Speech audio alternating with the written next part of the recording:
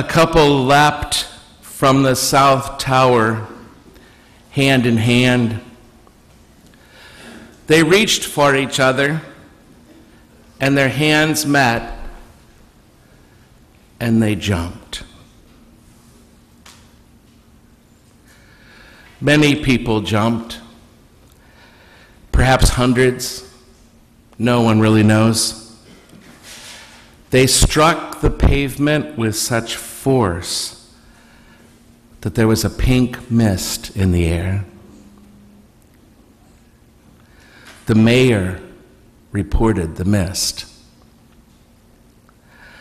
A kindergarten boy who saw people falling in flames told his teacher that the birds are on fire.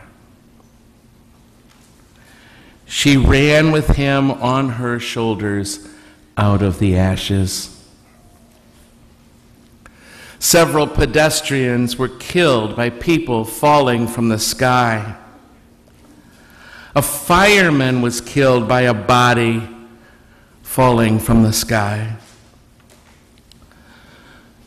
But a man reached for a woman's hand,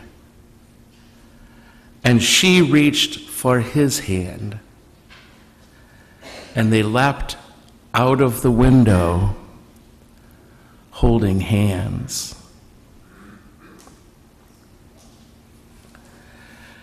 Jennifer Brickhouse of New Jersey, Stuart DeHaan of New York City saw this from far below.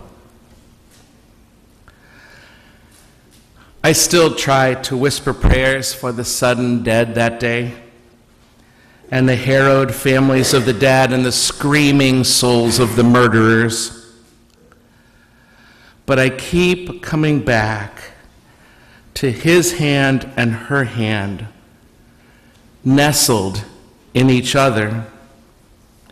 Nestled in each other with such extraordinary, succinct, ancient, naked, stunning, perfect, simple, ferocious love.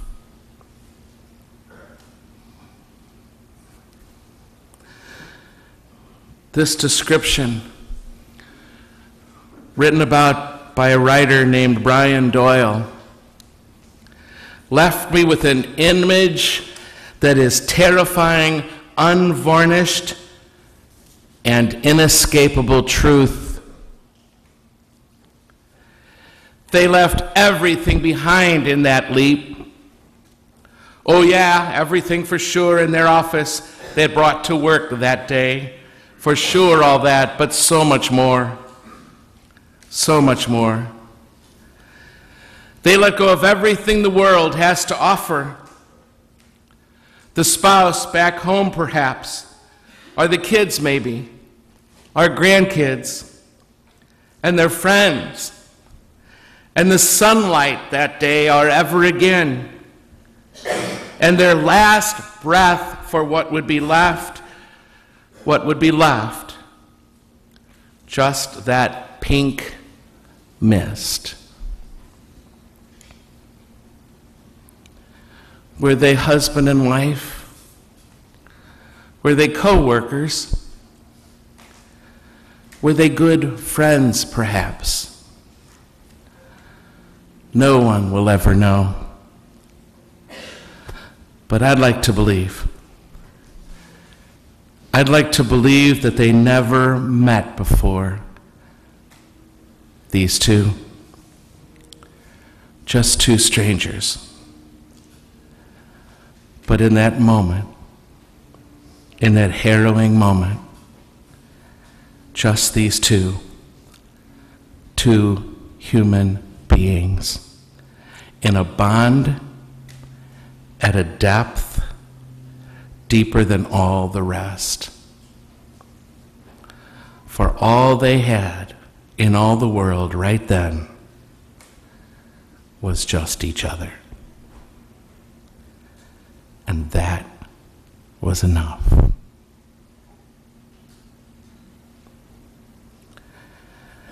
Jesus in this gospel knows knows that that's really all we need in the end. He's telling us what matters. You don't need this, he says, you don't need that. These things you think are so important, you don't need to take anything except, he said, take somebody.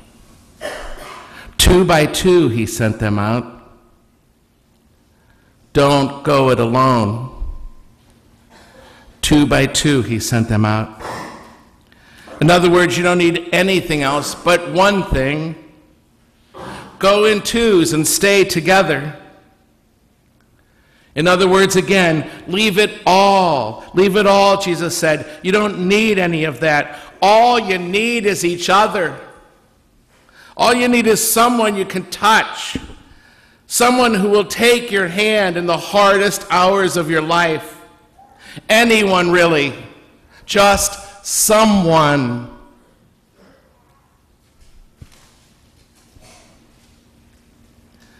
Because what happened there for those two, among some 3,000 others, is the most important prayer I could ever imagine.